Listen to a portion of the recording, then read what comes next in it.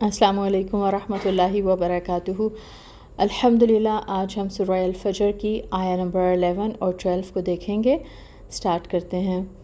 الحمدللہ رب العالمین، الصلاۃ والسلام علی اشرف الانبیاء والمرسلین وعلی آلہ وصحبہ اجمعین، اما بعد فاعوذ باللہ من الشیطان الرجیم، بسم اللہ الرحمن الرحیم۔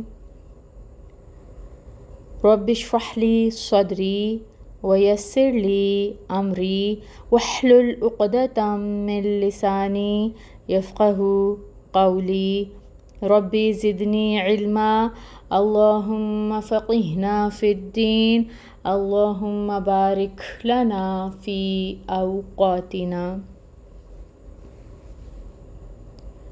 آمین یا رب العالمین۔ آیہ نمبر 11، الذین، وہ جنہوں نے طغوا، سرکشی کی، فی البلاد، شہروں میں۔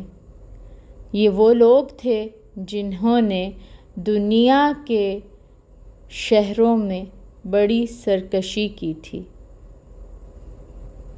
طغوا، اس کے روٹ لیٹرز ہوں گے تو، غین، واو، یا پھر تو، غین، یا۔ کن لوگوں کی بات کی جا رہی ہے جن کے بارے میں ہم پچھلی آیات میں پڑھتے آئے ہیں؟ قوم عاد، قوم ثمود اور پھر فرعون اور اس کی قوم کی بات کی گئی۔ تو ان سب لوگوں کے بارے میں کہا جا رہا ہے کہ یہ سب وہ لوگ تھے جنہوں نے بہت سرکشی کی تھی۔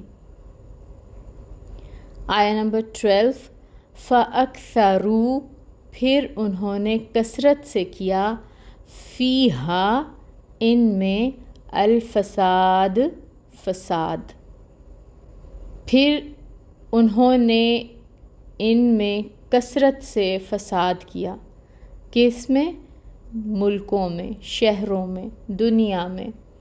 تو جن قوموں کا پچھلی آیات میں ذکر آیا، قوم عاد، قوم ثمود اور فرعون، ان سب نے اپنے اپنے ملکوں اور شہروں میں انتہا کی سرکشی کی، نافرمانیاں کی اور کثرت سے فساد کیا، اللہ تعالیٰ کے ساتھ کفر و شرک کیا اور اس کی مخلوق پر ظلم و ستم کیا۔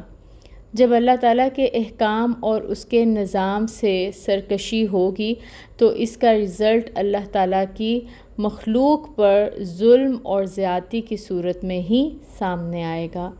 زمین میں فساد ہمیشہ اللہ تعالیٰ کے احکام سے انسانوں کی سرکشی کی وجہ سے ہی پیدا ہوتا ہے۔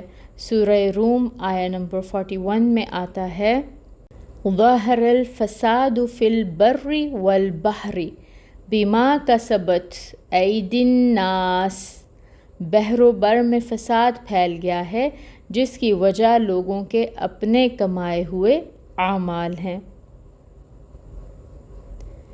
تو یہاں پر بتایا جا رہا ہے قوم عاد، قوم ثمود اور فرعون کی قوم کا ذکر کرنے کے بعد کہ یہ وہ لوگ تھے جنہوں نے دنیا کے ملکوں میں، دنیا کے شہروں میں سرکشی کی، فساد برپا کیا، اور پھر آگے کیا بتایا جا رہا ہے کہ اللہ تعالیٰ نے ان کے ساتھ کیا کیا، یعنی ان کی سرکشی، نافرمانی کا نتیجہ کیا نکلا۔ تو اس کو انشاءاللہ تعالی ہم آیہ نمبر 13 میں پڑھیں گے۔ سبحانک اللہم و بحمدک، اشہد ان لا الہ الا انت، استغفرک و اتوب الیک۔ السلام علیکم ورحمۃ اللہ وبرکاتہ۔